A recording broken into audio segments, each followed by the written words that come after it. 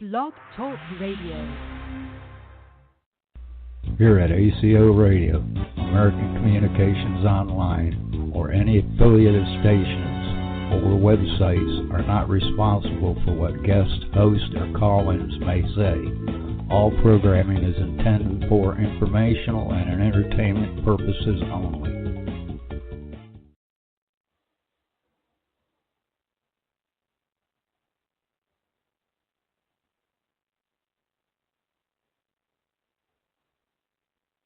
Hello world, this is TJ Morris, also known as Theresa J. Morris on TJ Morris ET Radio. Welcome aboard all you ground troops spinning around smartly on the planet.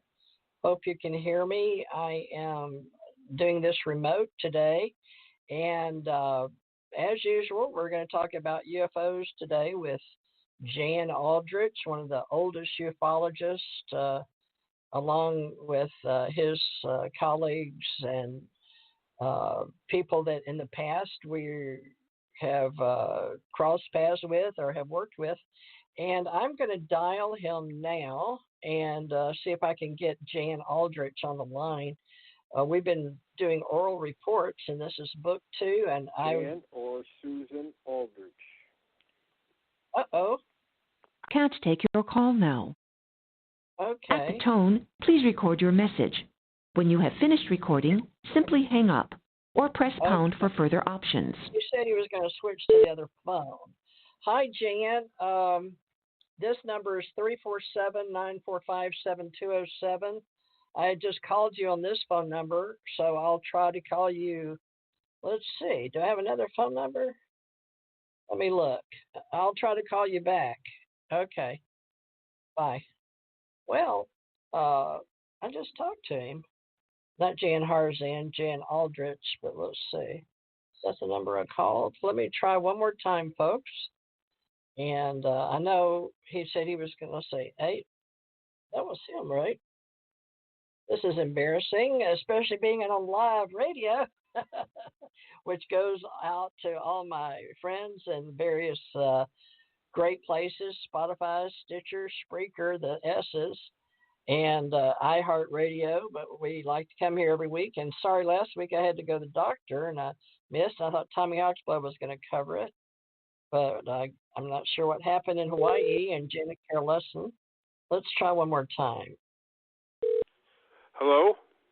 Hi, is this the wrong phone number, Jan? No, it's the right phone number, and I tried to talk to you, but I guess you couldn't hear me. No, it went to the... when you called me the first time, I was on the phone. Right. So the second time, it went to voicemail. But we're together now. Yeah, but no, I was already on the phone. It just... I can't tell you what happened. Oh, okay. I see what you're saying. You didn't want... I had to click off to call you back. Oh, okay. Well, probably that's what... I don't know. I have no idea. Okay, but you can hear me fine? Because yeah, I got you now. Equipment.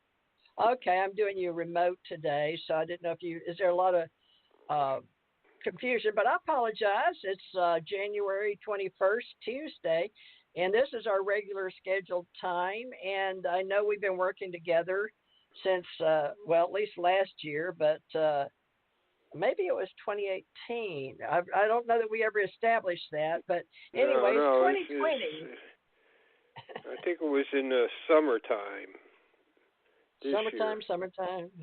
All right. Well, where would you like to get started? Because I'm sort of lost today, and we can do UFO Association, but today I've set up UFOs as usual, Jan Aldrich and Theresa J. Morris Reporters. So I'd like to do this a little differently today. I know that we told people we'd be doing some Indian radio shows with Tommy Oxblood and the history of Geronimo and things here in Pensacola and over there, but we can touch on that. We have in the past. But today I've got that we are doing our best to form this UFO association. We both have prior government experience and learned to investigate, report, and archive. And I've had some people referring me from the university here in Florida to some interns that want to learn how to do live radio and oral reports.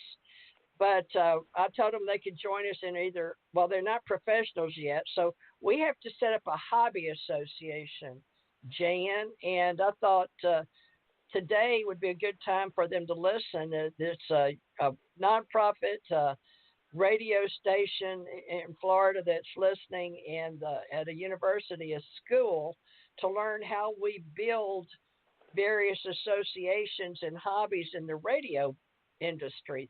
They're more interested in the radio aspects of getting started as interns. So I didn't prepare you for this, but this is going to be more of a class on how we can bring people together and do oral reports. You just happen to have a topic of UFOs.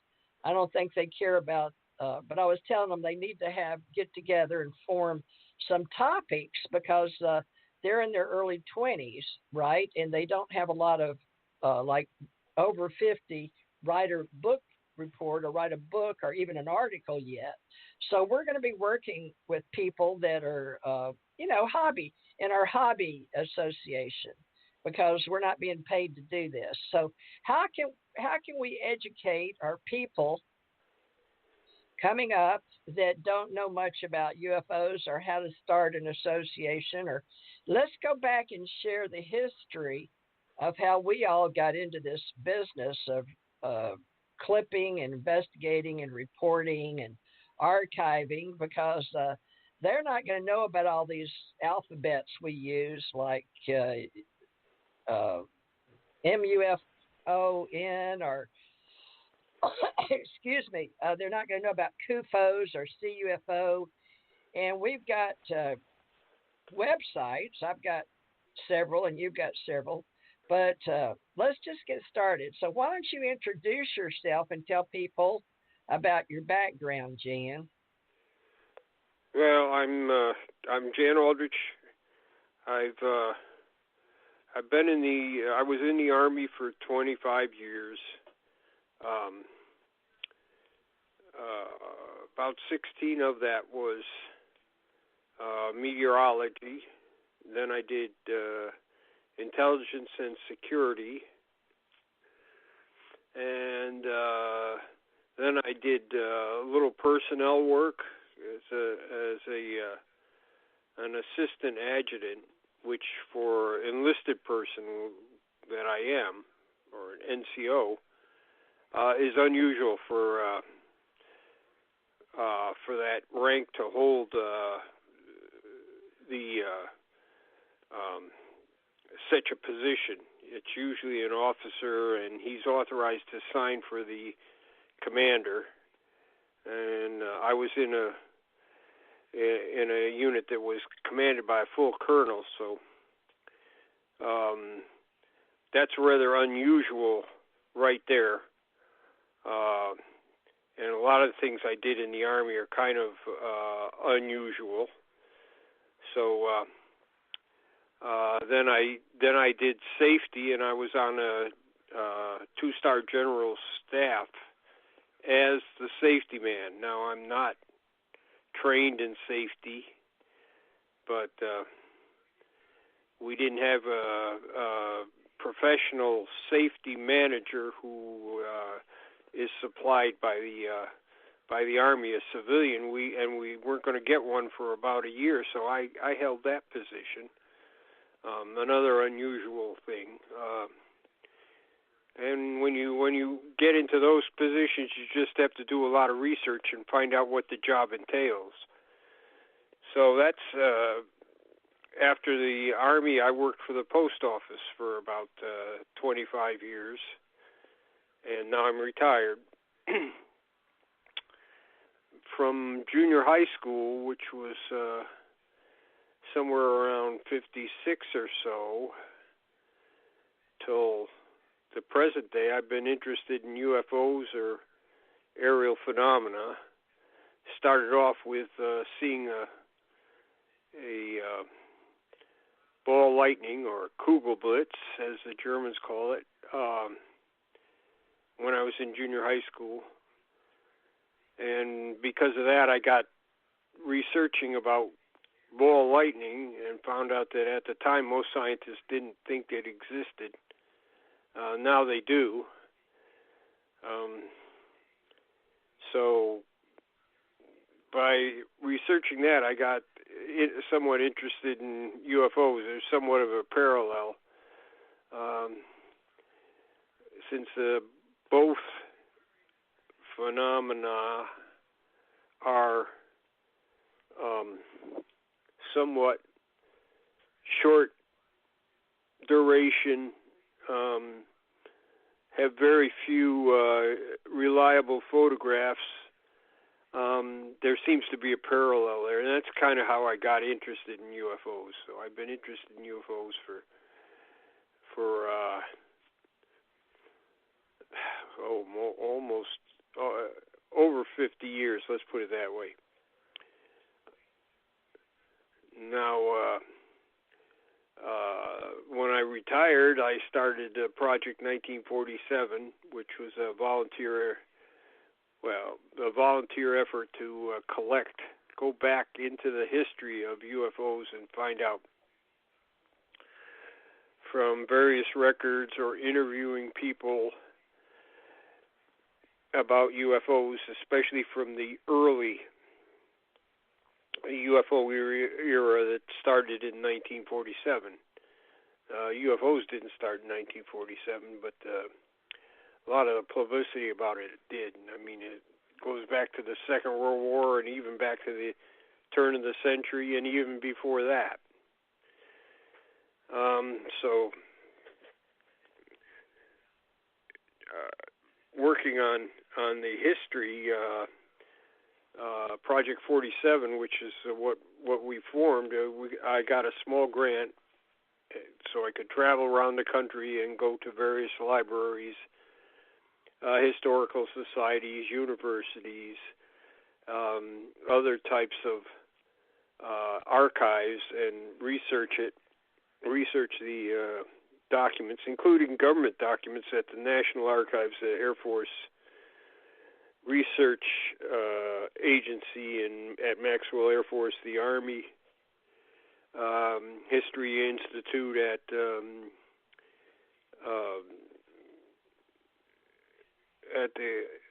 in Pennsylvania, at the Carlisle Barracks, and other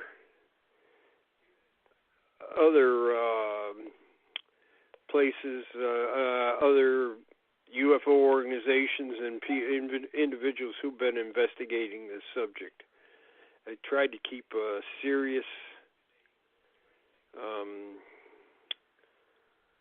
approach to the subject, and I've tried not to speculate too much. This is not my forte. Is trying to say, what do you believe they are? I don't care.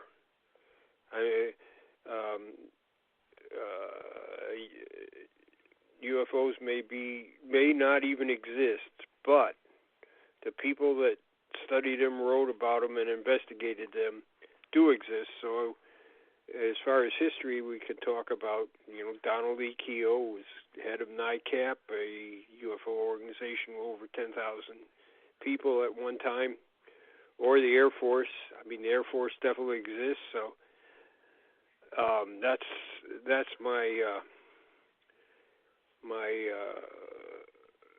goal is to get some kind of a idea of how the government and other people interacted with the phenomena. We have a short time ago we published a scholarly text, UFOs in Government, and it's in a number of universities now. It was recommended for university libraries by the association that actually recommends books that should be in university collections. The organization is called Choice, and the section on social and behavior scientists, histories and geographic and area studies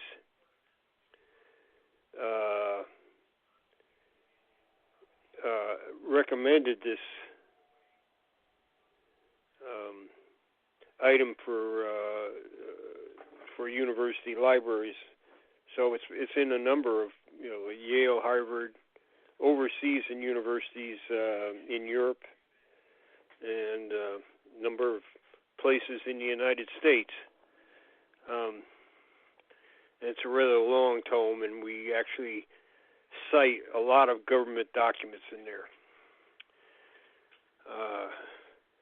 Other than that, I'm also interested in the actual phenomena, so we unfortunately, these things don't come to a laboratory or hang out where you can take pictures of them. It's usually by chance. So we have the main way we get information is by interviewing witnesses. So I've interviewed hundreds of witnesses on this. We've also done what's called oral history.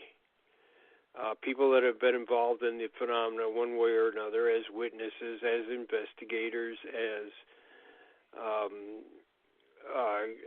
government policymakers. We've interviewed, well, I haven't, but I have helped in interviews of almost 50 people. The main person that does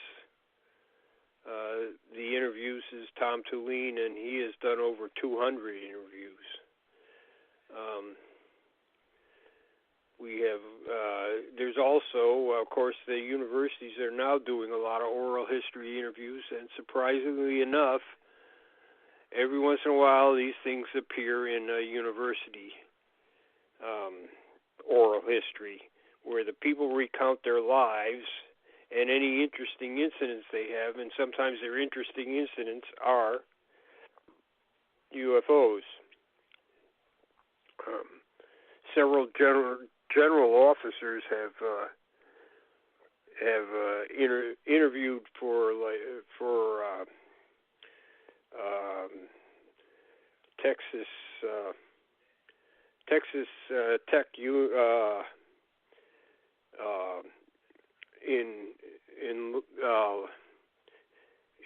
West Texas there, and there's a fairly big library archives which has a pretty impressive collection of UFOs. So does Rice University in Texas. The University of New Mexico is setting up their own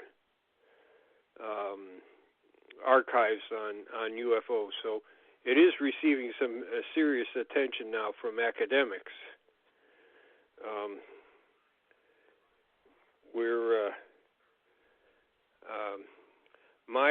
One of the things I'm doing right now is trying to scan multiple files of people that have either passed away or turned their files over to me, and we're trying to reproduce these digitally, which is a real pain in the neck because nothing is uniform. Some people use data sheets that are different sizes or little pieces of paper and things like that. And then, of course, what we have is one of the main sources is newspapers, and doing researches in newspapers back to in 1947 when there were 11,000 newspapers in North America. We've screened a number of newspapers, which I had to do by going to individual states and going to the Historical Society, but now you can do it online for those that are online. But there's still many that aren't online, so you have to go and visit places and dig these things out. I'm planning to go to Yale later on this year, and they have a large collection of South African newspapers, which I have to scan by looking at each each day's newspaper and reading through there. Also, after you get things more or less, you get your interviews or newspaper clippings or journal articles. Try to put some of these in some kind of order and look for repeating patterns. Right now, one of the things I'm looking for right in front of me is electromagnetic interference from these things, and in the one of the UFO publications that's fairly good, called the UFO Evidence, edited by Richard Hall back in '64. He had slightly over 100 accounts of these electromagnetic interferences with radios and actually stopping vehicles, some doing something to make the vehicles stop, which we still are sort of puzzled by. And he had 100 of these things. Well, I've just updated his catalog, and just for the time frame of his catalog, which stopped in '63, I've already got 200. So managed to double that. And it's mostly from, like I say, interviews, newspaper clippings, reports from the Air Force Project, Blue Book, and other sources. So that's kind of an overview of what I've been doing since I've retired from the military. Okay, I was on mute. Well, we've got people that do know that they're professionals and get paid to investigate, and then we have paid journalists, investigative reporters, and journalists such as Linda Moulton Howe, and we've got various groups that have annual events, and Jan would like to have somehow annually our own professional and hobby association in the UFO businesses meet annually, but I can't really decide on one event because it seems to be each annual event has like International UFO Congress, or Bob Brown's been in the business over 25 years promoting this, and his partner was Wendell Stevens. Are you familiar with Wendell Stevens? Can you tell us? Yes, I am. Can you tell us about him and anything about all these events where people gather, and how you watched them grow since you got out of the Army or started working? Maybe we should start at CUFOs or give people a little history of groups and how ours is starting in 2020. But we're going to try to combine all the good that you've learned on how to do it in 2020. So these kids in the university that are listening to us or want to join our hobby association, they may have time to go and collect stuff, and that's we're under education. But let's start with associations and how they started doing their events, because I'd like to meet you and have one annually somewhere, but it's been suggested we meet where we can both meet where there's an international airport. But we've got, Hawaii wants to meet with us, and then here we are in Pensacola, Florida area, where all the Blue Angels and all the Navy people. And then we've got the body, mind, health people that would like to meet with us because they're trying to pull in, integrative medicine and how it affects the psyche, whether you, like you said, whether you believe they exist or not, it's still part of our psyche. So this is a large, daunting task, Jan, but you've been doing it for so many years. You can see that there definitely need categories and topics and separate aisles at an event. So you want to help us get started? I know you can do a better annual event for both professional and hobbyists. Well, there are plenty of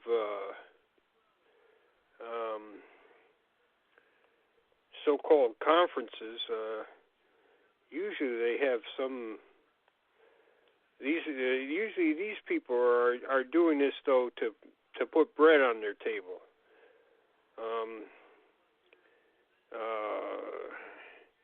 Everything that I have done, when I get any money, I put it right back into research and stuff. So this is not a paid position that I'm in.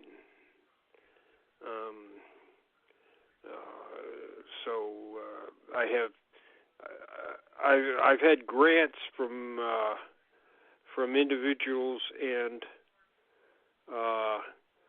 foundations to go ahead and go ahead and cover the work that I do, but I do not.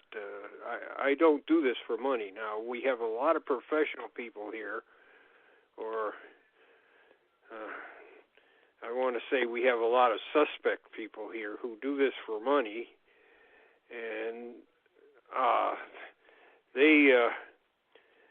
they attend conferences all over the country all year, and it's a source of income to them. I do this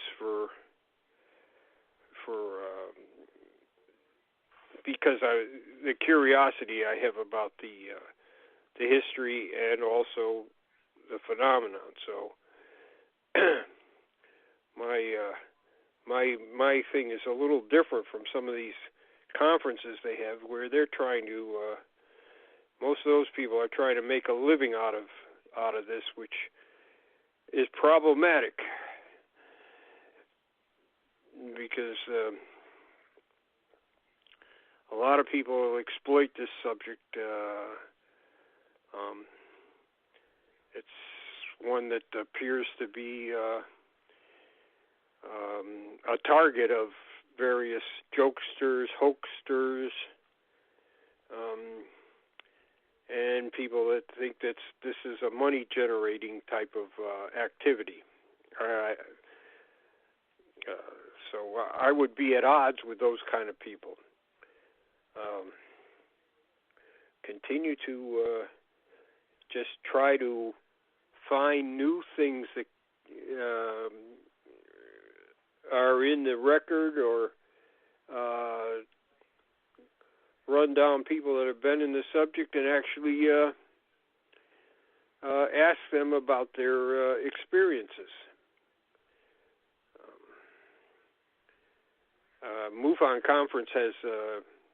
MUFON has a conference every year, and it rotates around the country. We did have a UFO history workshop in Chicago, and like you say, being near an international airport, we got the head of the French UFO project, Jean-Jacques Valesco. He came in and talked to us. He investigates UFOs for the French Space Agency, or he did at the time. We got some people from Italy that came in because they were going somewhere else in the United States, and Chicago's a good place to stop off. So that's what they did. They came to our conference. So being close to an international airport is helpful. Well, would you say that our UFO Association, can we help? We've got a new group I've started on Facebook called Space Travel Advocates, because I live in the South and my husband worked at NASA, and my children grew up with their grandfather working for Grumman and their other grandfather, TVA Authority, and then their father working at NASA. And then my next husband, Thomas R. Morris, working for the U.S. Army like you did, out of country. And I worked for the Navy and out of country. And we did intelligence work. But bringing it together. We were never allowed to mention UFOs, although we worked in the field, but it's interesting. It's, I think you and we mentioned Men in Black, but, in intelligence said wear black because you expected it. And then we have the movie. So it's crossed over. And it's gotten to be a rather huge industry around the world, like you said, with all these events and people. We have authors, which I've got an authors book club and TJ Morris Publishing, but I'm not in it for the money, nor have I ever made. I think I've made 3,000-4,000 maybe in 10 years, like passive income. And this passive income and helping people that are world leaders, and especially American competitive forum. They have the competitive forum with the bankers and the people that lead unions or associations. But this one that I'm doing is going to be, you and I talked about remembering who's who as part of it. We can have an honorarium for people, including Stan T. Friedman. He got an award, and I put his little email in one of my books to help at least have a memory of, it's not written properly, but I'm starting American Communications Online Guidebook. But for you and me running this UFO Association, I started the name back with Stanton Friedman, and George Filer said, don't leave him out. But I'm sure we want to start. And remember, I agreed to help J. Allen Hynek. So a lot of people might not know that we have a history, even though we're starting officially in 2020. You and I probably started last year, but we've just been doing radio shows like book 1, and this is part of book 2, to get oral reports so we can start letting people. We don't want this information to go away, folks, and it takes so much time to write and remember all the people. So we're doing this off the cuff, but we do want a professional association for people business to business, and we want a hobby association so we can train and intern people that will come and help people like Jan here that needs scanners and clippers and people in your area around the world to go and get reports. So it's a huge task, but I'm doing my best. At least let's get organized with Jan and use him and also Barry Greenwood and his friends to help us get this hobby association. It may change to UAP Association, we don't know, but under UFO Association was what I agreed to. But I told J. Allen Hynek I'd keep up the business, but I couldn't at the time because I was still wearing a uniform. But now that I'm retired and I've got time and my husband's passed and my daughter's passed, to work with Jan and to do this because I already did radio anyway.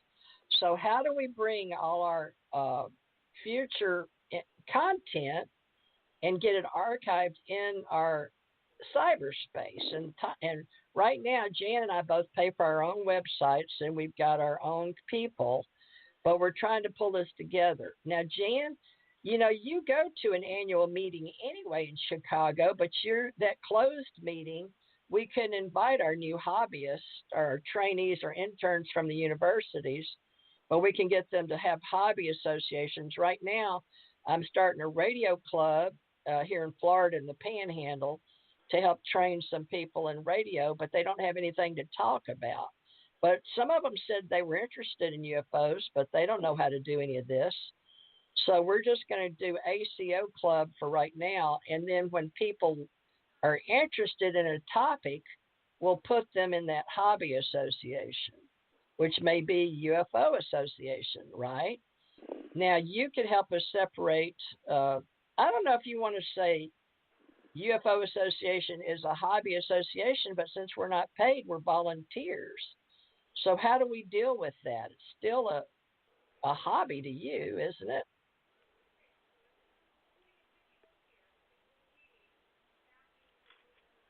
Did I lose you?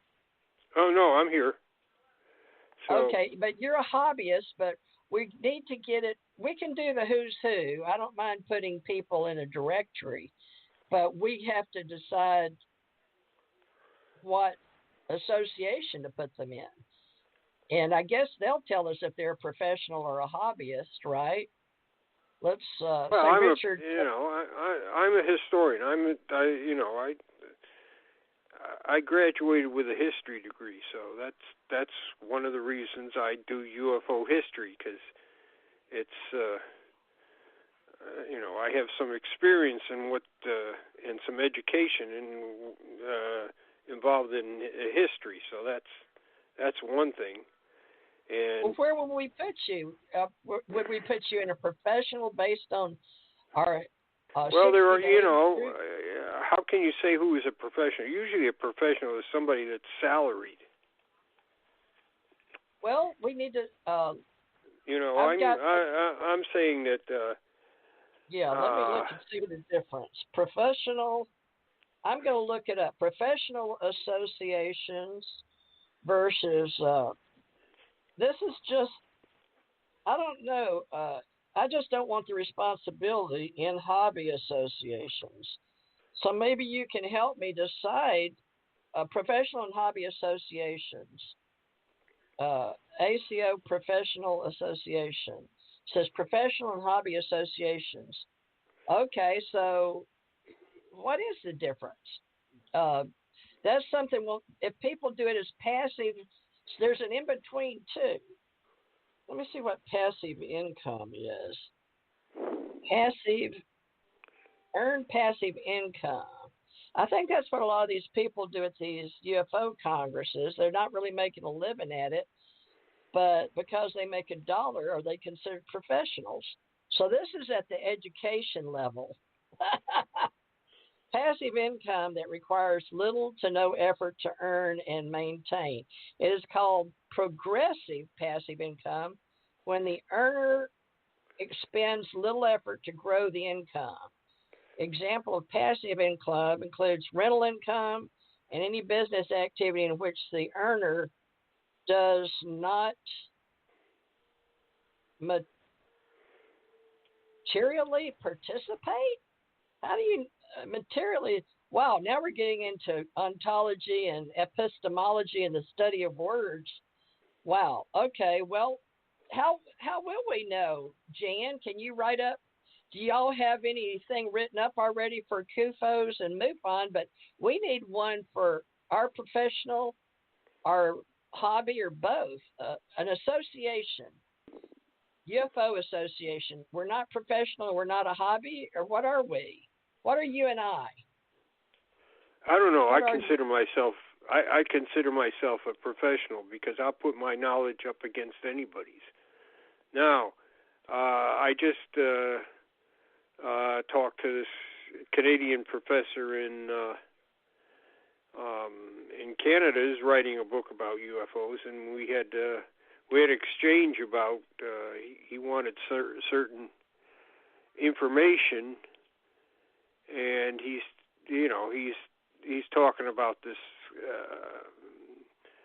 Julian Hennessy in Europe, and he says, well, do you know Julian Hennessy? I said, yes, quite well. And he says, well, he's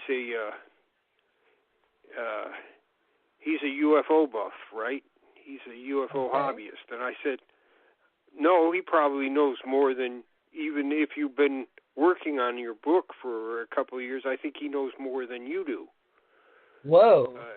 And then he, what he was researching was there was a document written in 1948 that said the UFOs were probably interplanetary vehicles by the Air Force. It was an internal document. It never became an official document, but it was in there. So he says, well, this is just a legend, right? There's no information that proves that. And I said, yes, there is. Now, it's secondary and tertiary sources, because not only was a report written up, but the UFO project at the time also had to send in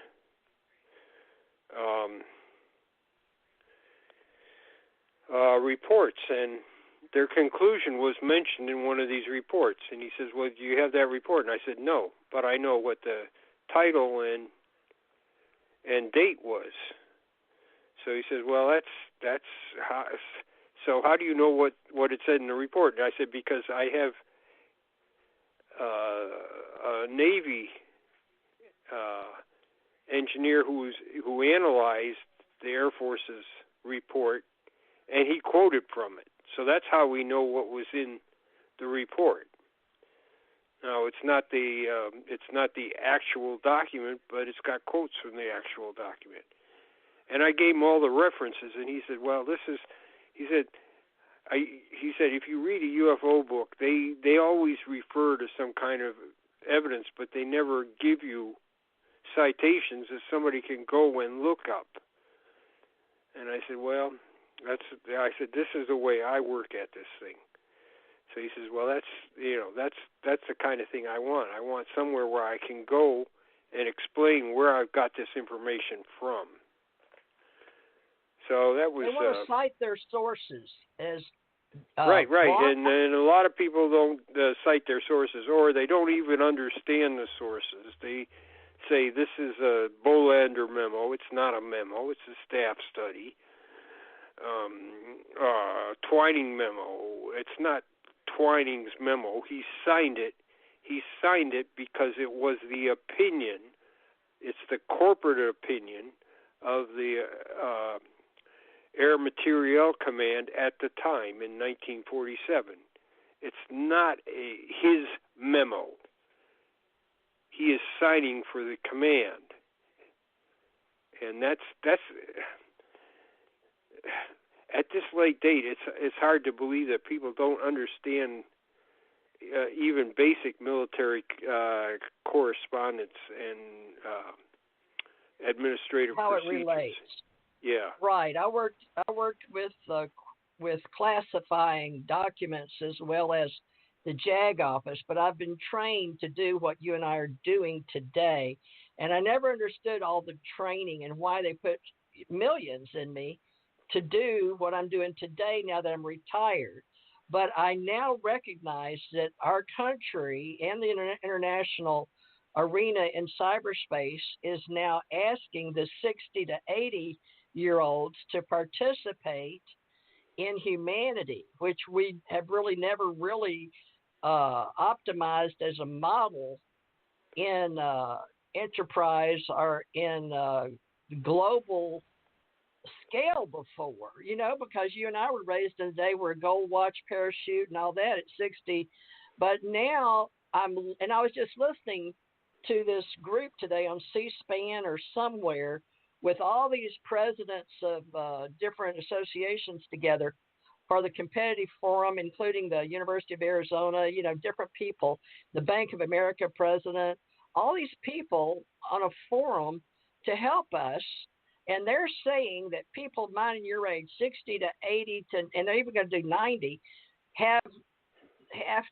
they want to work, they want to do things, and that we have to redo even the universities. They're going to totally reinvent how we're doing the entire global population, including university level, education level. So, there's going to be the 20-year span for the 20-year-olds to 40 to 60, where they cut us off pretty much and told us, even our MPs, I was talking to one, he was 63, he had to get out. He didn't even want to get out of the military, but because he was 63, they were kicking him out, literally, out of the Army.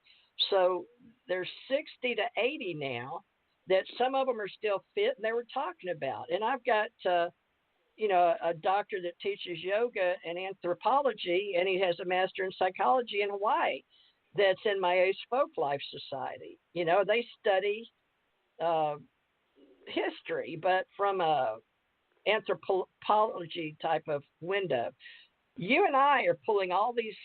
You and I are historians, but we've been in libraries. We've spent a lot of our time reading books. We've spent a lot of time in our government. We understand working classified material, and also now the kids of today are calling me and wanting to be in our group, but they don't have any training. So we're going to have to figure out an internship But this is a whole new thing for right in the time that we want to have all this stuff for the elders to do and help. They're also saying, you and I both know this, that they're going from UFO to USO to UAP to ASCO, and alien contact, and alienologists versus ufologists. And you know the historians like Richard Dolan versus Michael Sala from Australia. You know what I'm saying. We've got all this internal stuff and strife, and even the events. I just had a friend of mine on radio, go on record, meaning YouTube, that he was bragging on social media that he was going to be a speaker at a UFO event, and he cited it. I'm not going to mention any names because, but it's true fact. And later on, folks, if you want to know who I was talking about, just email me, tjmarsagency@gmail.com, and I'll tell you. But he's been told after all this planning and promoting that he is now going to not be a speaker at a UFO event, one of the huge, large ones with a history, Jan, and it shocked me. But what happened is it was just like the Corey Goode, Richard Dolan deal with MUFON and Jan Harzan. Remember the 50th anniversary at MUFON? This is inside loop talk, really. But the point is, there are people making choices at these conferences at who is professional or who is nuts and bolts and mechanical type and where they want the history to go versus those that may be working with movies, Hollywood, television, fiction. It's almost getting like nonfiction versus fiction, and the historians want it historically accurate, which would be you and me as well. But they do cross over. So this is, what would you call this? A new movement, a new paradigm? It's everything. But I don't know how to explain all this to the kids coming in. So it's up to us to sort of organize the library, so to speak. It's not just paranormal either. I moved you and me today from paranormal, where I usually keep our UFO association, to education today. So our category today is education, Jan. But you see what I'm saying? So right. We're public. Our category is education, and our tags are ACO Association, UFO Association, American Communications Online, ACIR Radio, Jan Aldrich, and Theresa J. Morris. Now, what can we do with this? Because I do not want to lose accountability for the fact that you and I have already done radio shows where you collect and archive, you help CUFOs. J. Allen Hynek, we're doing that history. We've talked about it on the UFO and crossing over into the History Channel. But also, we've got kids that need to know how to get into the business and out of the radio business is the one I'm talking to today, but they needed content. So you were elected because I was called today for the university and for the two people to listen to us today, to train in radio. But I'm not using my radio voice so much. But the thing is, you've got to have the content right. And now they want to join and be interned into association into radio. And why not use this topic? Except that it's, in our business, we know it's gotten controversial due to the events. And my point is, now they're deciding after somebody goes out in social media and on their websites and on their YouTube channels and talk about going to be a big speaker at one of these huge UFO events out in the West. And now he's not going to go because it's the owner's right to decide, okay, well, we've decided not to have you as a speaker. But this is what you and I can address with our new founded interest in bringing all this together, but recognizing the old guys, who's who, in our web directory, who's who directory. So there's a need for what you and I are doing right now, Jan. I just want you to know that. But we can't decide who will and won't be speakers, but there's a flavor of who's professional and who's doing it just for a hobby. So go back to that phone call today. You were talking with that man. Would he be interested in being in our UFO association as a No, professional? he's a skeptic. He thinks that the whole business is hooey. Great. It's most academics do not believe that there's anything to this. Great. So, do they even know there's a history to it? Yeah, well, this guy does. He's writing on a history. I know another fellow from the University of Pennsylvania who writes on this, and he has a grant from the Smithsonian to do a history book on UFOs. But I know that he's going to approach it from the idea that there is nothing to it. Great. So this is affecting history This and money. This is the way that you talk about professionals. The professionals do not figure that there is anything to this. So they're already going in biased. You can't. How do you get a grant and be biased? Aren't they supposed to be unbiased? Well, I told him. I said, I had a long talk with him, and I said, look, the Smithsonian is anti-UFO. So how are you going to do this? And he says, well, I don't care because my credentials are established. But he said my approach is not that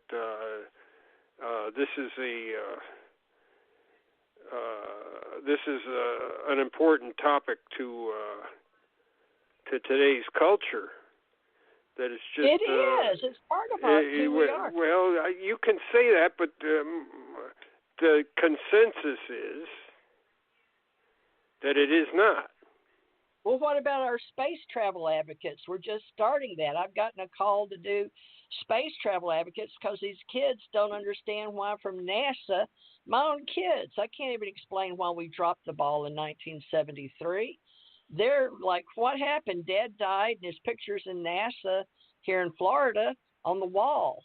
But, Mom, why aren't we going in space and Mars and all that? So do we join the Mars Society and all those people want us to go to Mars? Or the space travel advocacy is about us getting in space, and it's going to be a social media group. But still, there's a lot of people that believe in Star Trek and movies and going to Mars. And there's been plenty of people that worked with Lockheed. And, I don't know the guy's name. You may know it, but he started a Mars Society or something. And then Ken Johnston was chosen, or one of the older guys that was in that Mars One astronaut program or whatever, where they were picking people, and he was in their finals to go to Mars.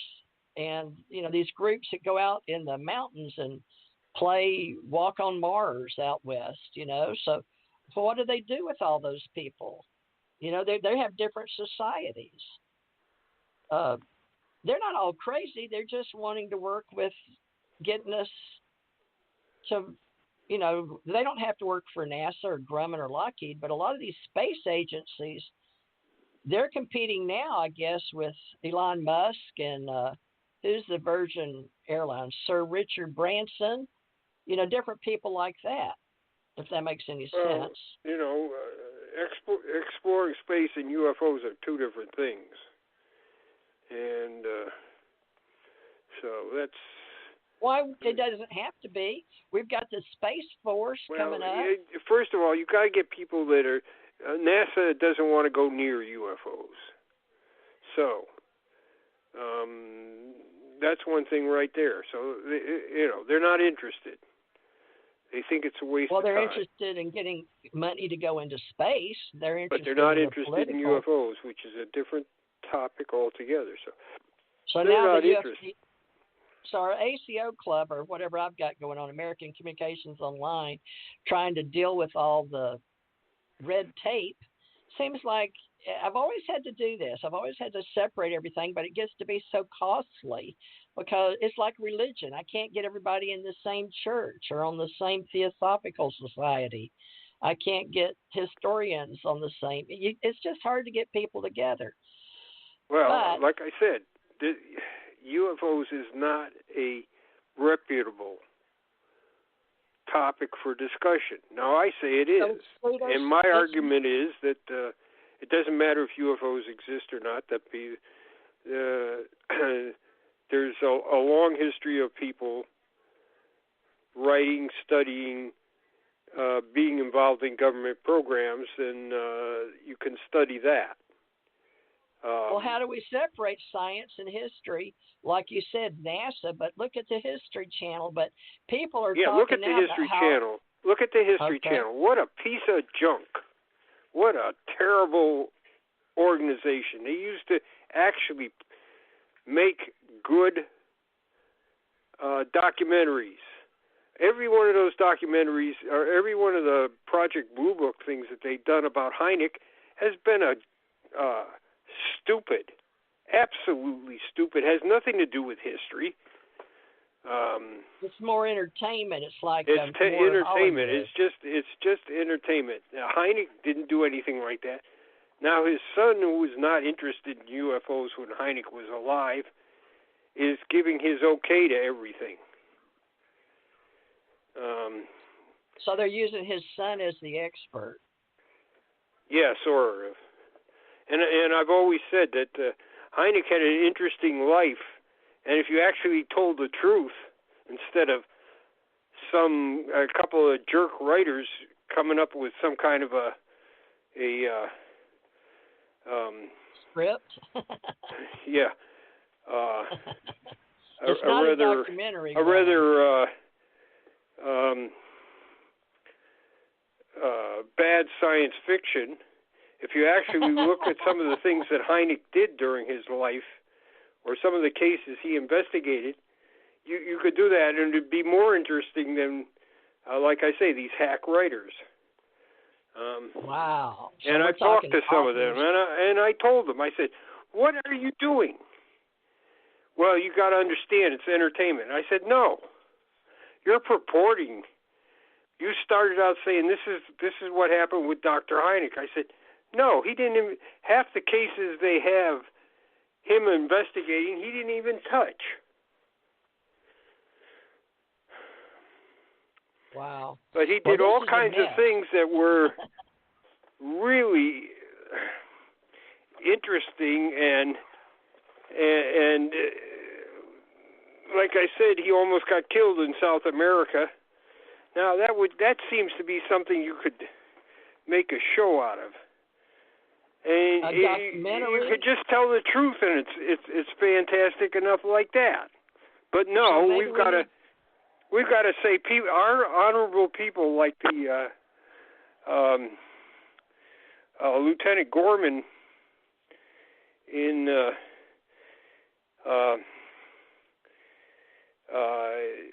one of the first episodes, a case that Hynek did not investigate. He didn't investigate that. He didn't go out there and talk to Gorman. They got Gorman going crazy, that's what you're saying. and holding his wife hostage. Give me a break. Oh my! No. It's terrible. It's terrible. So people, okay. So let's look at so that. So then, how are you? If that's the kind of stuff that's presented as what we do, or what's happened, how do you get people to take this thing seriously? Especially academics. Okay. You can't. They're going to say. They're going to look at one of those episodes and say, "This is so silly. I don't want to be associated with it." Great. So here we are, historical documentation. So the History Channel is supposed to be doing history, but they're doing It looks like they're doing entertainment but now. It's not. It's they interviewed. Entertainment. They interviewed reality shows. Right. Well, it's not even that. It's not even that good. And like I said, Hynek's son is involved in that, and he wasn't when Hynek was alive. His children were not interested in what he was doing. So I'm sure he's getting some kind of consulting fee for this thing. They sent me a thing and said, would you come on at the end and talk about these cases? I said, no, I won't. Because I'm validating what you do. So I'm not going to do that. I said, if you just take some time to look at the case, you can dramatize this so it's as interesting as anything you can make up in your mind. Okay, if you so really here we look go. at some of these cases. It's how people are spending the money and they're rewriting history, but not properly, and that's not fair to us Right. or our children. And now, I 60 saw a to 80 History Channel thing back about 10 years ago, and it had one of the Robert Billick, who was sort of the unofficial historian out at Wright-Patterson Air Force Base at the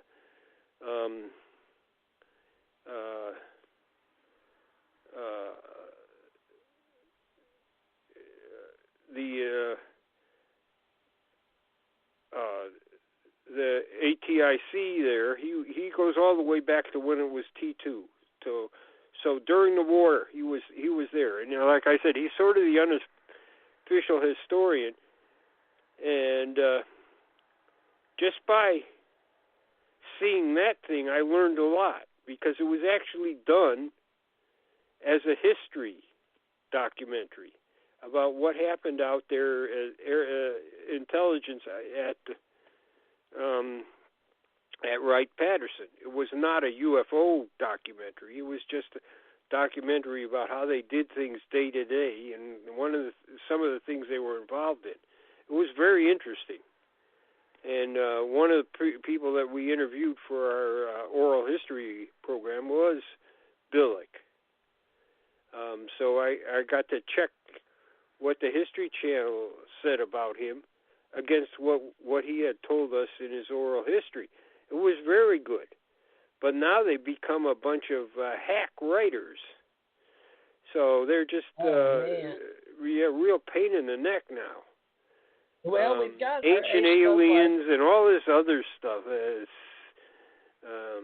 Secret files, and I don't know, half a dozen of them on there now. They're just half of them are don't have any basis in reality. They are there's people sitting around and writing second-rate science fiction.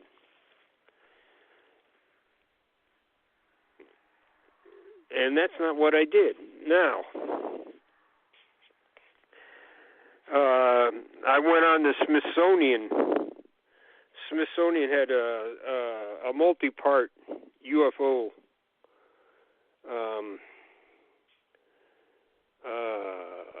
program about UFOs, and I went on with the Smithsonian, and I talked about the 1952 August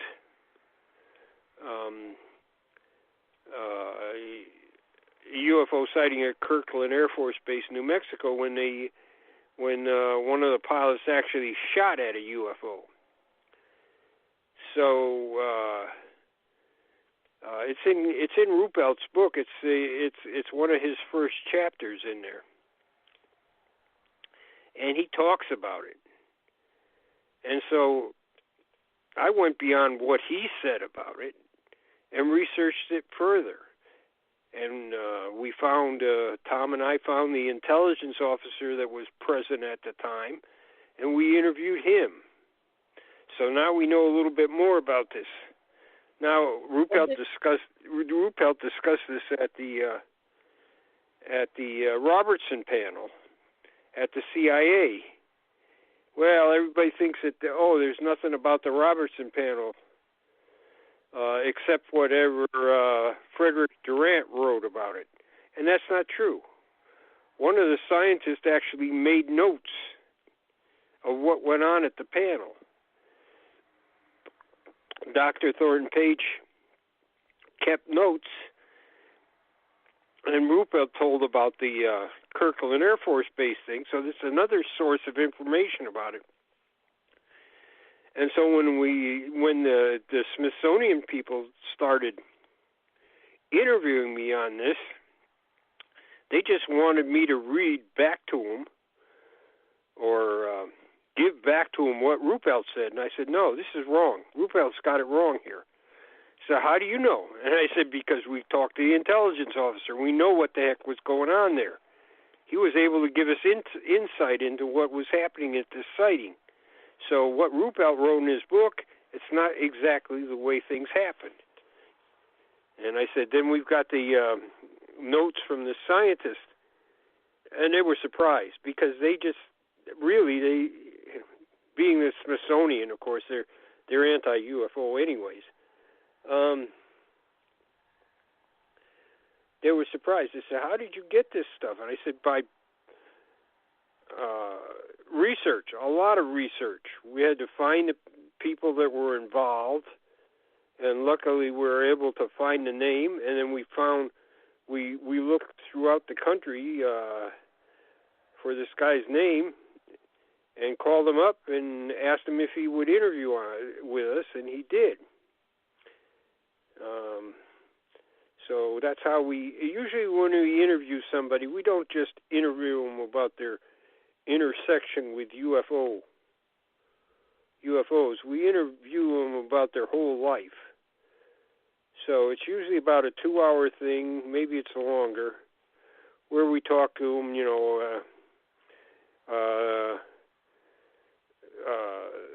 their childhood, their military service, anything else they did, their education, the whole person, and then we spend maybe the second half or more on how they were involved with UFOs.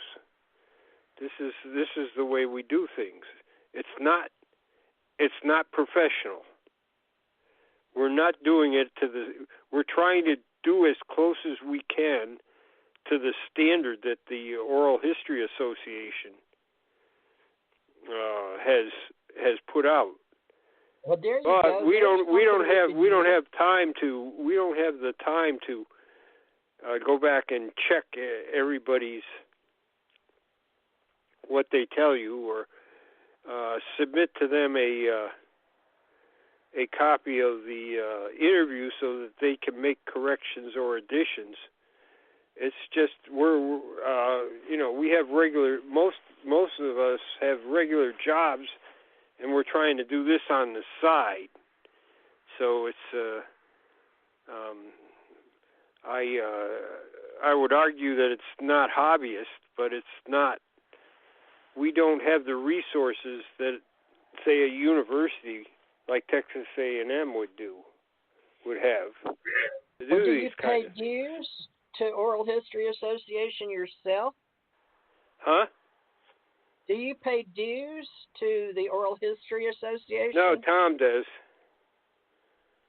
He drags me along because I know the UFO history. Ah, I see. So he does. He's got the equipment. He knows how to produce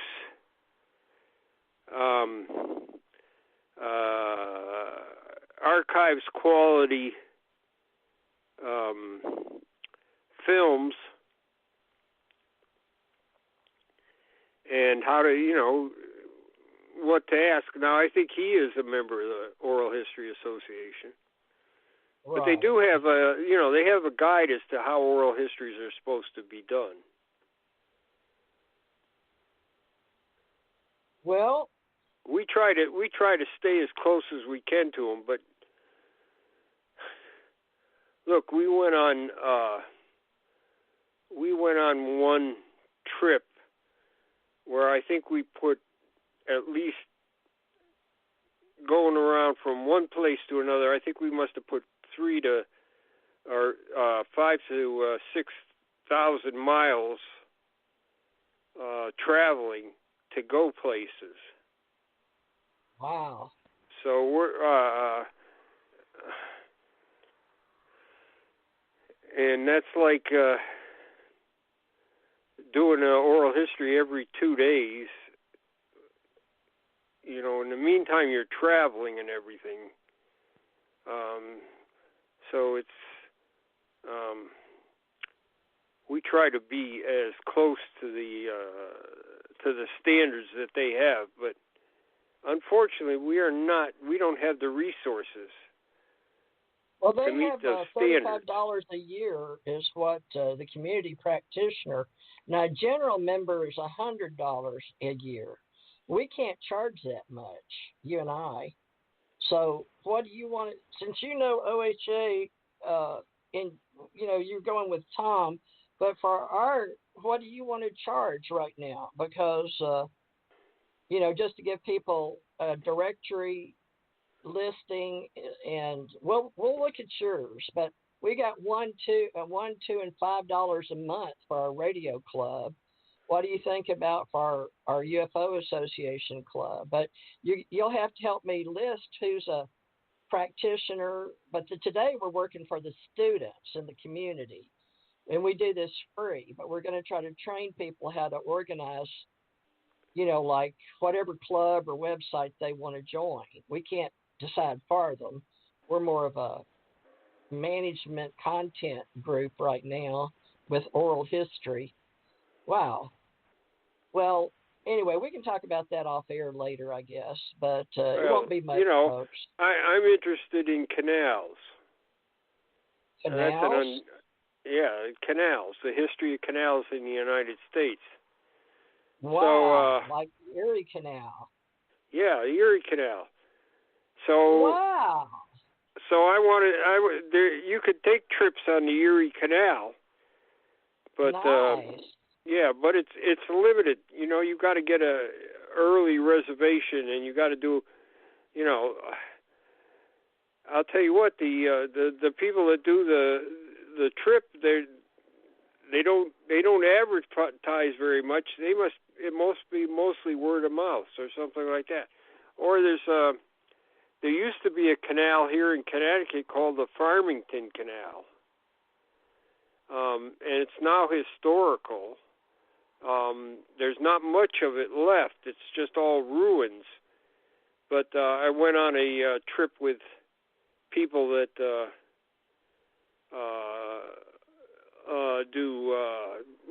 I guess you'd say they're archaeologists. And you can find out where the canal was and the route it took and everything. And there's still artifacts. There's no canal there anymore, but there's still artifacts. So that's one of the things. Of course, there's all in Europe. You can take you can ride on the rivers all the way from the Netherlands to the Black Sea, because they have canals between the Rhine and the Danube and a number of these other rivers that you can go on. So that that's another interest I have. Now, if I was to go ahead and do a film of that or a documentary, it wouldn't be professional. I'm not a professional videographer or anything like that. So it's the same thing with ufology. We're trying to do a number of things. I mean, oral history is just one thing. And putting together documents in some kind of order and reports and things like that, it's we're a lot of people, they're kind of out of their depth. We got to learn by doing. Right. Like that's said, what we're trying to start this internship for. Apprentice and This is internship. like not an approved subject for study.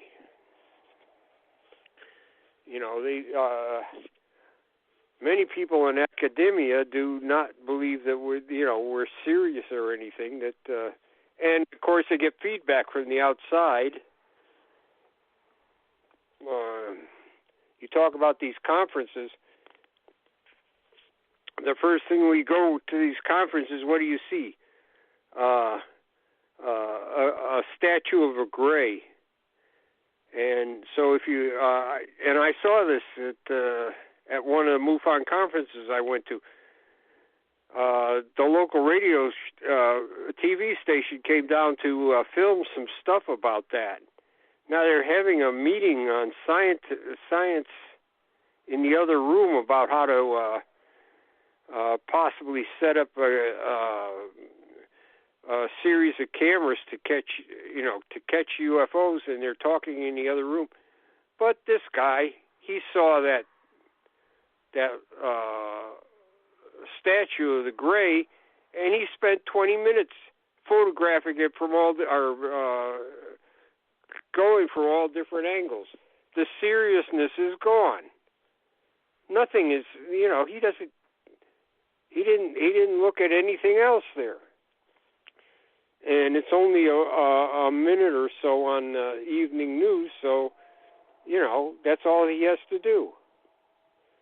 So he didn't talk about what was going on there. He was talking about this statue he saw. Billy Cox was talking about in one of his columns.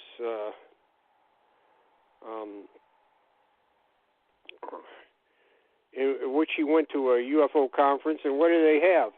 They have this dog that looks like it's being, this costume on this dog that looks like it's being eaten by an alien. Oh, that's really serious. People that don't know what anything about ufology think, oh, these guys are really nuts. Well, if you act like you're a nut, that's what people are going to say about you. You are a nut. So, I noticed that most of these conferences, they don't have anything to pass out to somebody that, might want to know, might just wander in on what's going on and be interested in finding out more about it. That seems to be a problem.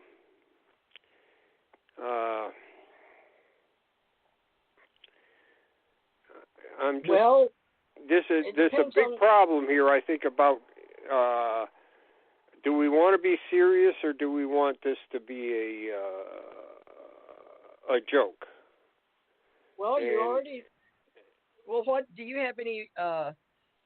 We've got your website and your project, but you're not being paid by Smithsonian. So let's look at how we come together weekly on a radio show, and if we bring people on, some of them may be getting money from the Smithsonian and some don't. But as Ace Folklife Society, I started that based on my commitment to collecting stories in Kentucky up in the hills and working with International Bluegrass Music Association and Broadcast Music Incorporated, BMI, but I'm also a member of the Society of Professional Journalists. But I'm not a member of anything for an investigator anymore because that was my trade.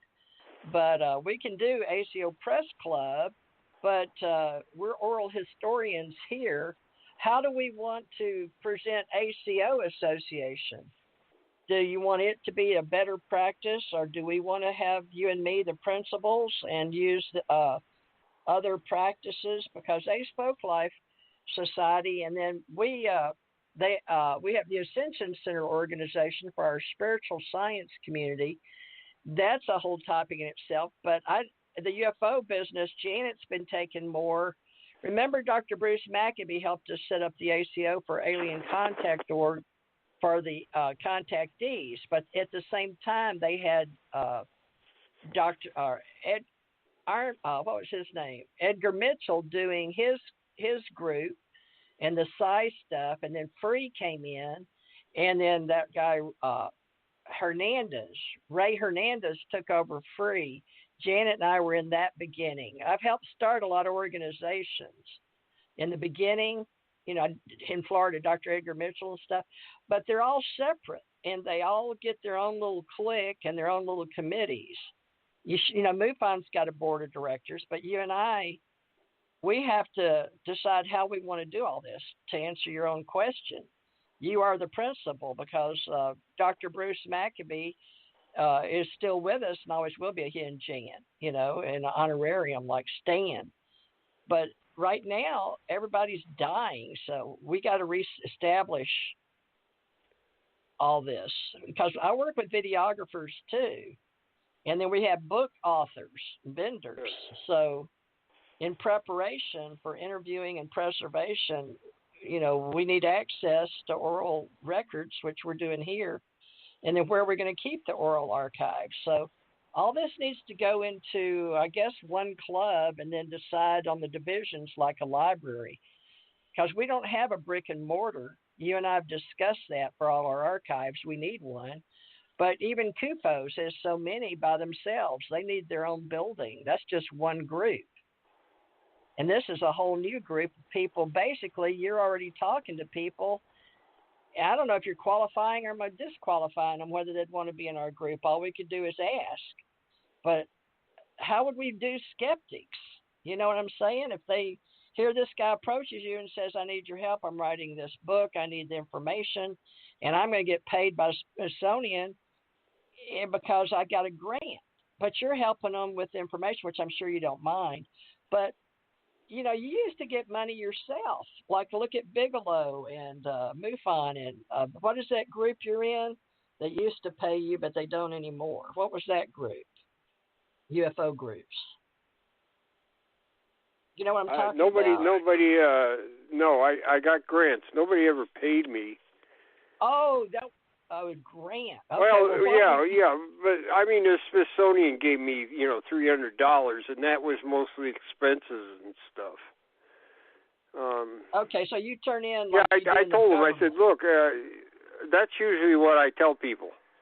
I said, look, I don't want to come on a radio or television program with you, because what it's going to be, you're going to get a skeptic, and then you're going to get a believer. And I said, I'm not a believer. And I said, if you don't need a skeptic, I'm skeptical myself. But this is the only way you guys know how to do this kind of a program. You get one guy to talk about his side, and then you get somebody else that is completely opposite to talk about his side. I said, I don't want to play cowboys and Indians. I'm way beyond that. That's 6 years old. I said, if you want to hear about what I've done in my research, that's fine. I said, I am very skeptical when I do things. I don't accept everything. I check it over and over and over again. So I said, I don't need, and especially somebody that's a degreed astronomer that comes on afterwards and brags about, well, I never investigate any UFO cases, but I could just tell you that this is wrong. Well, if you just never investigate anything, then you don't know. And I'm tired of that. So usually I tell them, hey, if I'm going to be on your program, it's $30 an hour and minimum of 10 hours, and that usually everybody's gone. They don't want to. They don't want to talk to me then, because they want to. They want to get somebody that comes on for free. So the Smithsonian actually, say, yeah, we'll pay that. Which is nothing. If Stan Freeman came on a TV show, he got automatically $2,000. Wow. Yeah, that was sort of set standard. Yeah, that's the standard, because he was AFTA or whatever the organization is that are TV personalities. Right. And so he has to get paid at scale, whatever it is now. I think when he first started, it was $2,000. I don't know what it is now. Yeah, SAG-AFTRA. We just had the SAG-AFTRA. SAG-AFTRA or whatever it is. Yeah, I'm not sure what the organization. He was in there. That's more Hollywood film industry. So he got, if he appeared on one of these programs, he got scale. Whatever it's like the minimum wage for actors. Right. Well, he helped me start this, and then I put in my book. He and I were doing books, but he had a New York agent. But I was talking to him when he was getting stuff going well, years and years ago, which you know, in J. Allen Hynek. But we're old timers now. And what do we want to do based on our history with the kids coming up today that want to do oral history on radio? And they don't care the content. They just want to get into radio. But you didn't come to help me to do radio. I came to help you with the J. Allen Hynek and the CUFO stuff, because I sort of committed to J. Allen Hynek. But you committed, well, you and Barry Greenwood committed to help CUFO's, the new director, right? Whoever, I don't even know who the new director is. I apologize. I keep forgetting his name. Mark Rodiger. Okay. But you still like helping him, right? Right. So, and I have yet to talk to him. I know you and I were going to have him on a radio show, but we'll plan one in the future once we get our act together here. I'm just going to use OHA for you and me right now. I'll put that on this website. General membership $100, emergency independent $75, student $35, life member $1,000, and partner member $450. I'll let you know if anybody joins. But I'll put it on today's show. That will give us OHA model for starting something. So actually, I mean, you don't need much equipment to have a podcast or something. And that's how a lot of people start out, with a podcast. Okay. And so you don't need much, you know, and in a lot of cases, they are paying to use professional equipment, and they may even provide an engineer to run the equipment, you know, to get the, and if you do other things like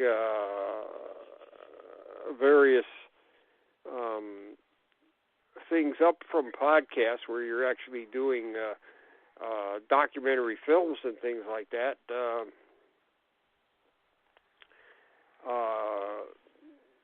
a lot of people just, you know, they just start out doing this. So, I mean, not everybody's a television reporter or anything.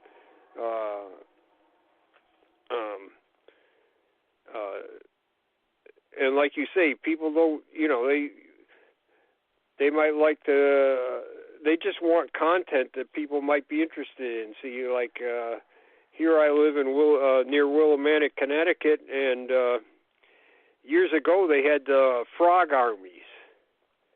What? During the Revolutionary War. So somebody could come on, some local historian or a local person that collects legends and things, and they can talk about the frog fight at Willimantic. So if you go around the towns around Willimantic, you will find everywhere there's frogs. There's a bridge in Willimantic over the river there that's got frogs sitting at the big statues, about 10 foot tall, of frogs at the bottom of the bridge. They call it the Frog Bridge. Why do they call them frog wars, though? I mean, it was really a frog war. For some reason, these there were frogs in this one pond, and these other frogs came, and it was a big battle between them. And it was I mean, the people were so amazed. They made drawings and wrote up things about what they saw and everything.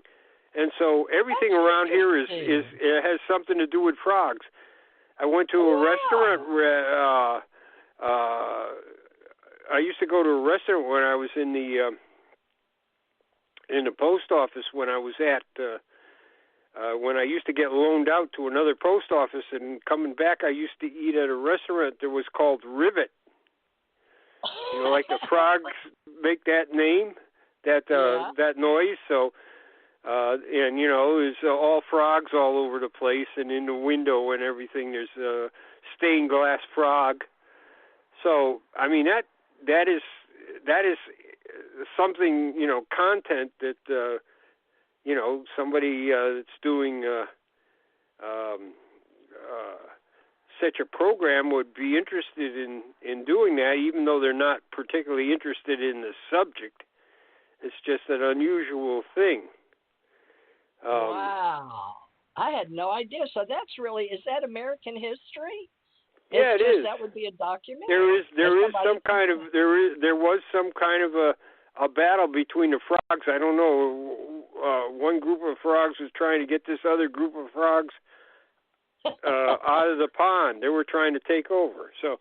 Wow! How about that? Predatory. It is. Yeah. They said they're marching across They didn't have paved roads, but they had, wagon trails, and people. Here comes these frogs from another place, attacking these first frogs. I've never heard of anything. It's called the Frog War. Wow. Yeah, that is awesome. So, and all over Willimantic, everything's a frog. Everything's about frogs. It's a legend. Live? It's a legend that's grown up. They got the Frog Bridge and, Frog Restaurant and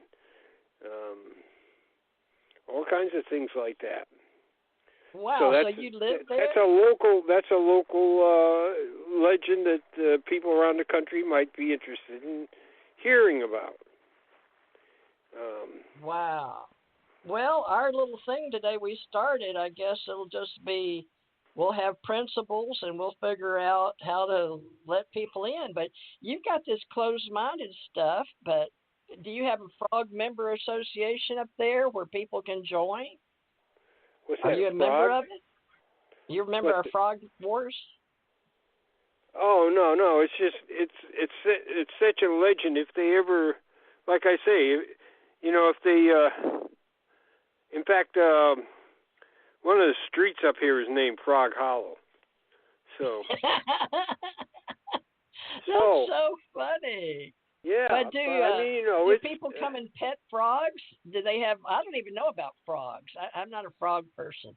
Big bullfrogs, little frogs. Now I like those little tiny green ones, little tiny tree frogs. I played with those growing up. I didn't like those big brown ones in Monroe, Louisiana, where I grew up. They were ugly. They looked like they had warts on them.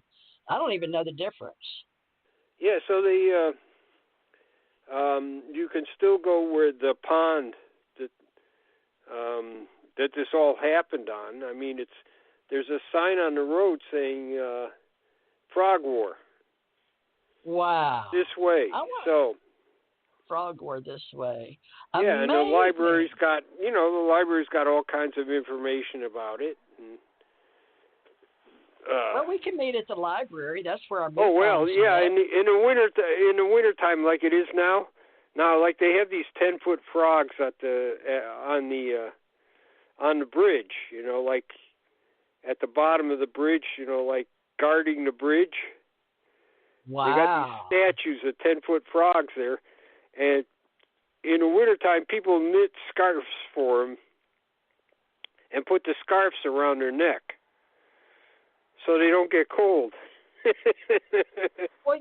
Wouldn't they be hobby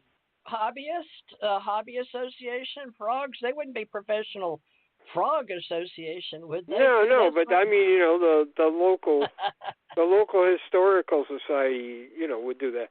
Now, my sister goes to a history meeting every, I think it's twice a month on Fridays, and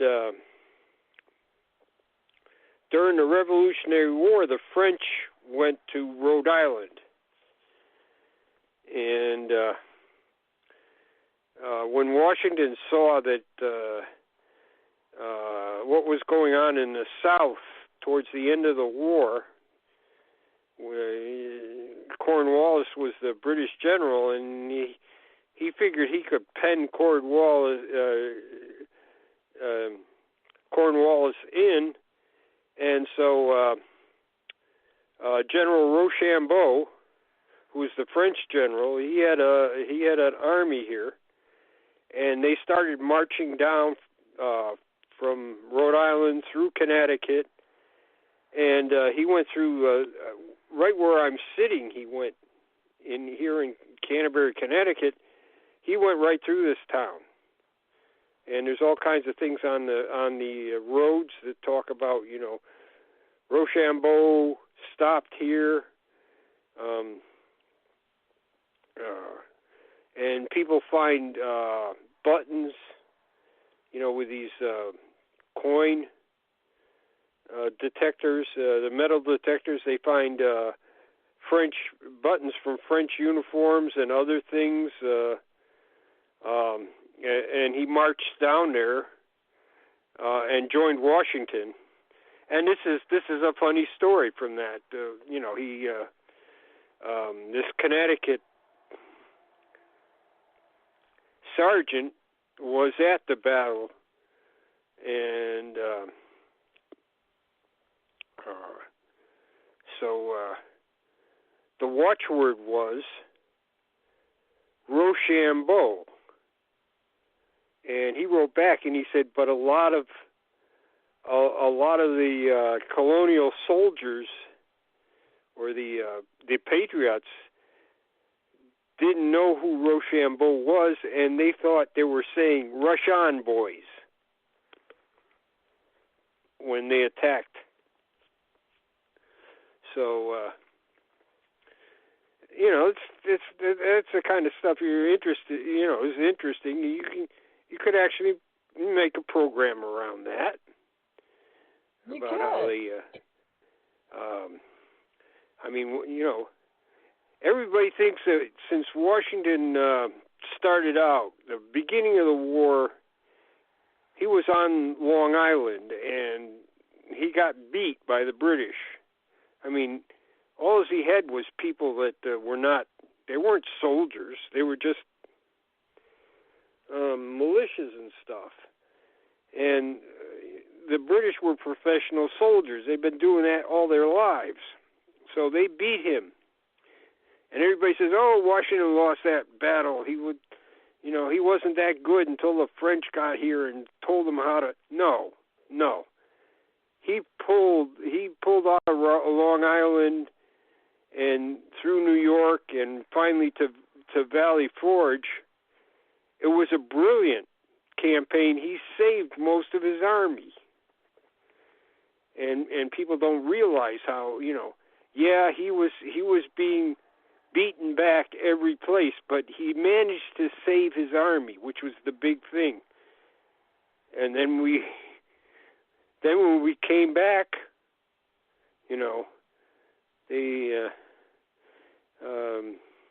Alexander Hamilton and everything, when they crossed the Delaware, they had a little surprise for the British and the Germans. So that's things like that that's just one content that you could have, and there's other things. How do you make maple syrup? That might be a program, or so there. We've got Ace Folklife programs, but I don't know if that's Folklife. Maybe the Frogs. Is Frogs Folklife history? I guess it's a legend. It's. I'm sure that there's a lot of embellishment to the Frog War. I'm quite sure. It's more like a legend than actual history. There is some actual history to it, but it's more like that.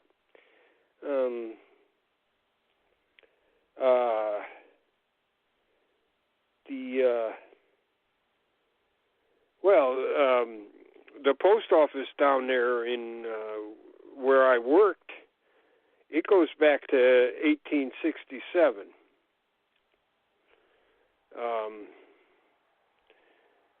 The building goes back to 1867. The post office moved around down there, but ended up in a building that was built in 1867.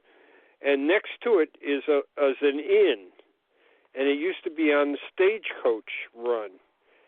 So the stagecoach used to stop at the inn, and people could get out. And they had, even in those days, they had umbrellas at the, and they had a little outdoor thing where, in the summertime, people could sit outdoors and get a drink and, take a rest during the stagecoach run. And then during the Civil War, or after the Civil War, it became a sanatorium for some of the wounded soldiers, and so there's all kinds of interesting things you can talk about, like that, just anything, and that's what a lot of people do on these, podcasts and other things. They're just looking for content. They're not interested in the subject per se, like you said. Right. So we've got this one we've started as an oral history group, but it's mainly about UFOs. But you're a historian, and like you said, you're interested in canals. So we could do a weekly show besides this one, but we don't want to give up on the UFO history. Yeah. So well, I'm interested in railroads too. It's just I don't do much with that stuff now because I am, like I say, I'm getting towards the end, and I want to finish off scanning this stuff and arranging things so somebody else could take over. What do you think? When I leave, so it's the Allied Command Organization oral history. It can be everything, can it? Or do you think it should be military only? I don't know. It's there's so many things about the military that are people don't know about. People don't, they just... Well, military history is one subject, like we write books, all right? Yeah. And it's not like, we can't supply the whole library, but we can tell them we're historians, and we specialize in paranormal, or UFO really falls. But, it depends on how the larger... You think about it, History Channel covers UFOs, but now Travel Channel is doing UFO stories. Travel Channel. So Richard Hall used to write about women in the Army. So there were some women during the Revolutionary War that dressed up like men and were in battles in the Revolutionary War. There was more than in the Civil War. There were a number of women that were actually, in the armies, both north. Well, I don't know about south, but I do know the north had. That's how Richard Hall got interested in. He did a biography of this one woman who was a soldier in the Civil War, and she hid it. She was able to hide herself from most of the men. They had no idea. Yeah, I've been known to do that. Yeah, so couldn't tell me from a man. And she wanted to fight, and that's what she did. And Hall wrote that book, and then he started finding out that there were other women that were like that, and then it even went back to the Revolutionary War, where women had been in the army as soldiers. So that's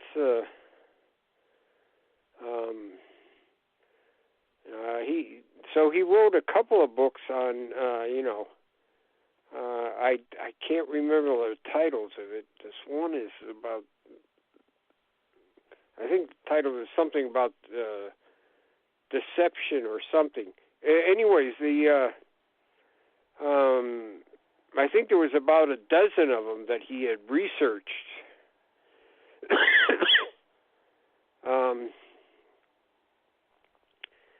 And the one about the woman in the Civil War, it was quite successful, as a matter of fact. It sold a lot of copies.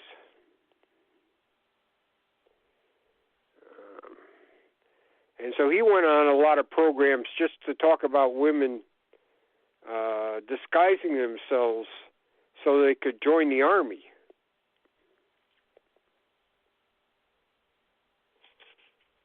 Well, can we put Space Travel Advocates? That's an interesting social media group.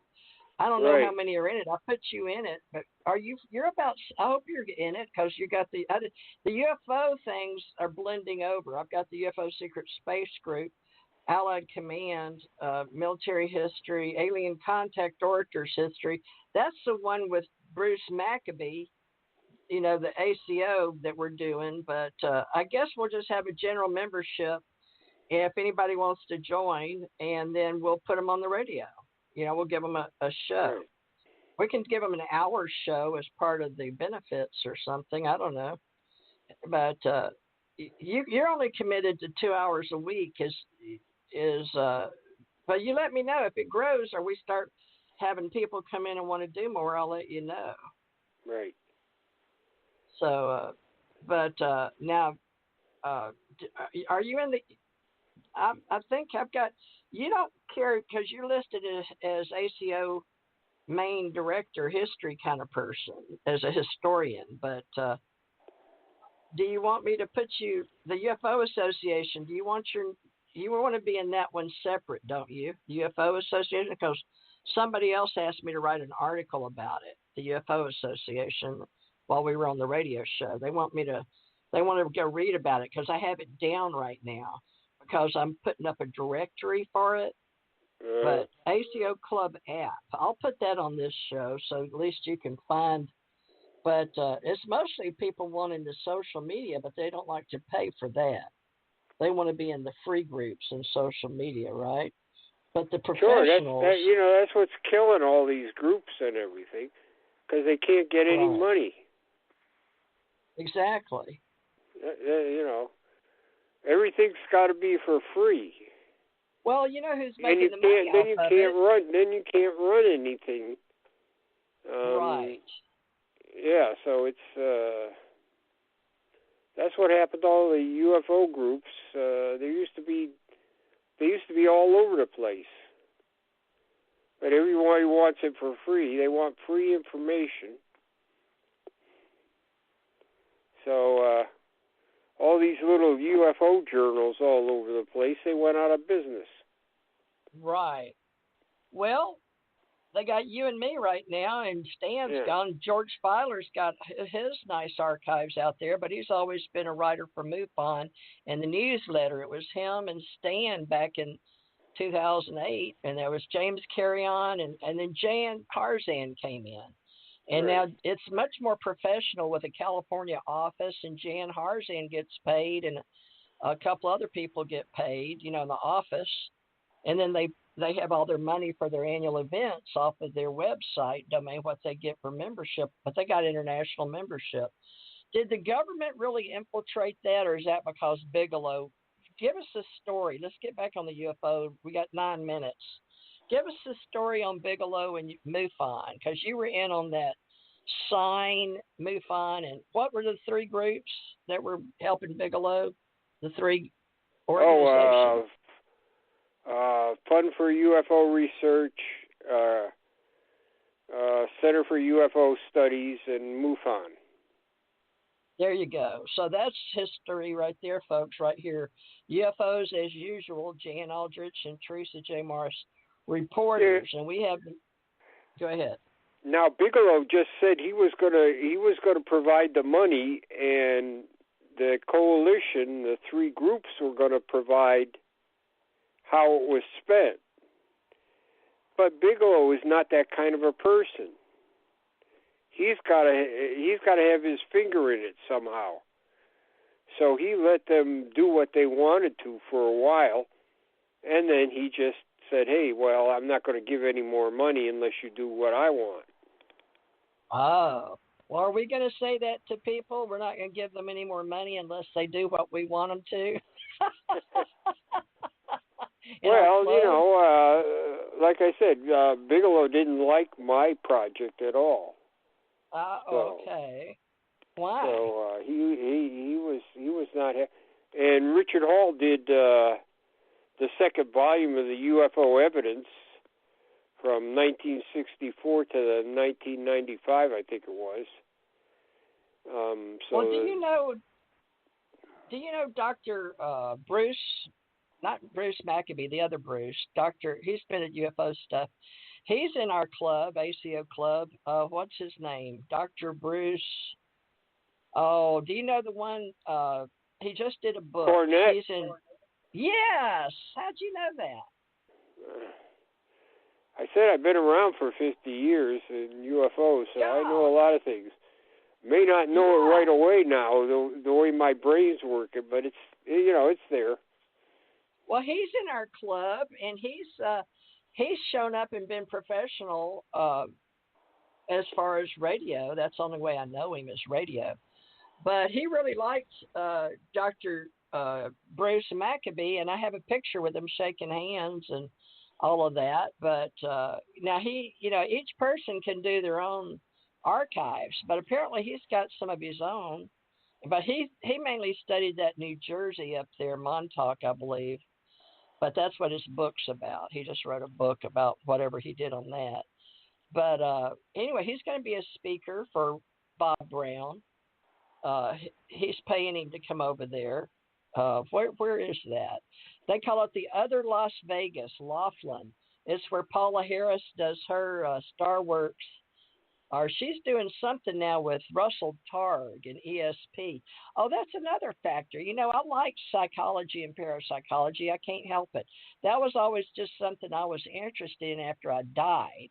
And I kept dying, and I wanted to know why, and I kept coming back. So that's not UFOs, but that's, neuroscience. But in parapsychology, the Russians were interested in psi phenomena. So I have phenomenology. But now one of my groups here that I have never had a meeting yet is metaphysics, monthly meeting, but I pay $25 a month for a meetup group. And they do a really good job of marketing. And then we have one in Albuquerque, New Mexico, with Dr. Ken Johnston and a lady. Anyway, there's several people that do. Do you know Richard Smith in Albuquerque? Richard's taken over the Albuquerque UFO business, but I think he does it. He doesn't call it UFO, though. He calls it consciousness, I think. Richard and Linda Smith. Are you familiar with them? No, I'm afraid I'm not, no. All right. Well, they're event promoter over there, Richard and Linda Smith. They came on this radio show. We've helped start a lot of people since we began in 2012. And Lorian Fenton came on years ago before she had her first festival and event. And she got MUFON up there in Santa Clara, and she has a UFO deal annually, right? And she does a spot, or did, on Revolution Radio. I think she still shows up on Mondays. I have to look, to be honest with you. I filled in for her a couple of times when she didn't show up with a mad painter. So, well, you're doing your part, but you said you're going to stay in UFOs, and the trains and the canals have taken a back seat. Well, in the ACO Club, I can list your interests, just like social media does free. But I don't want to pay for everybody's stuff, but we can pay for just putting your ACO Club links and bios up there, your bio and your face and your links. And then we're going to have oral reports, and I'll put this one, and I can go back and grab your books, oral reports, and put on your page. That'll be an acoclub.app, so write that down, and I'll put under your professional association, ACO Association for Allied Command Org. But I see if there's a place to list. It's a directory, and I'll see if I can list UFO Association as separate. Now, in this club, if they join general membership and they want in both directories, if they pay the general member, we don't care. We can put them. But if they're just paying my Patreon $1 or $2 a month, they just get their name and their link to help run this company or this community or whatever they call it these days in social media. I don't know, with all the free ones. Let me see who this is. This may be Tommy. Let me see. Somebody called in at the last minute. Is that you, Tommy? Hello? Somebody just tuned in, but I can't hear them. That may be Tommy. But you're live and on the air, whoever you are. Hi, it's me, Ronnie. Who? It's me, Ronnie. Can you hear me? Oh, Ronnie Dawson? How y'all doing? Hey, this is Ronnie Dawson down in Texas. Yeah. Oh, okay. Yeah, you're in our club, right? Yeah, how are you doing? Oh, okay. Lonnie, this is Right. Jan. Jan Yeah, is I heard the you guys original. were talking about UFOs. Oh, okay. Okay. Yeah, Lonnie Dawson registered under Patreon, Jan, and he has a page on ACO, and he can help us decide too, Jan, at all the whether we put them both in UFO or. But Lonnie, you're new at history, right? You're in the with Dr. Bruce in Texas branch, right? I guess I'm not really sure. I joined this thing, so. All right. Well, this is I think Jan I am with Aldrich. Dr. Bruce, I believe. Jan, this is it Lonnie or Ronnie? Ronnie, isn't it? Yeah, Ronnie with the R. Okay, Right. Ronnie, this is Jan. He's our original director, like Dr. Bruce McAbee used to be, and then we got your friend you've met. Now, Jan, Ronnie met Dr. Bruce, we were just talking about, in El Paso at a UAP meeting they have there. Okay, and he's agreed to help us. He's a truck driver, but he's been to a couple events. He's been to Roswell. So, Ronnie, I guess we'd like to have an annual event so you two can meet. And we'll talk about that more next week. But Ronnie, we'll do another show this week, but we do Fridays. Can you make Friday or not? I work during the day, so it would be late in the afternoon, yeah. Oh, okay. So it would you have to be late in the afternoon. It was 7 to 9 is Central, and you're on Mountain, aren't you? Mountain time? El Paso is Mountain, right? Well, we'll work it out. Jan, you can't do nights, can you? Yeah. You have to do that. I think, Jan, No, you have to do I'm Central. days, don't you? Oh, you're on no. Central? No, I don't. It doesn't matter. Okay, well, let's meet Friday 7 to 9. And can you make it Friday, Ronnie? We'll continue this, folks. I think I can. You want me to try to get in touch with you Friday or Saturday, Ronnie? I'm having trouble hearing you. Yeah, maybe it's like when we first tried to. Yes, I believe I can. Yeah, get started. Okay, sounds good. Yeah. Okay, well, Jan, Ronnie, just call me or email me, and we'll record right here with Jan. But let's try to get Friday nights go. Is Friday or Saturday better for you, Jan? We got some. Friday. Okay, let's keep with. Is 7 to 9 okay, Jan, for an evening? That's 8 to 10. But whose time zone? It'd be 8 to 10 yours. 8 to 10 Eastern. 8 to 10 Friday. Eastern. Okay. Yeah. You'll be competing Friday with Richard Dolan. I think he does Friday 8 to 10. I don't mind that. Richard don't care. All right, Ronnie, we'll get you going Friday with Jan, and then we'll talk UFOs then, okay? All right, sounds good. Thank you. Okay. All right. See you then. Okay, Jan. Thank you, everybody. We'll be back Good night. Friday night with Ronnie Dawson and Jan Aldrich for our ACO club, but we're branching off and having some UFO talk too. And now we've got the intern group. So we're getting it all together, folks, and we'll help each other. All right, Jan, we'll see you Friday, and then we'll be back here, folks, Tuesday for the day show, 3 to 5, Friday 7 to 9. All right, Jan, Okay. Thank you. Thanks a lot. We'll get it going, folks. It'll just take Here us at a while. ACO Radio, American All right. Communications Online, or Thank any you. affiliated stations, or websites are not responsible for what guest hosts or call-ins may say. All programming is intended for informational and entertainment purposes only.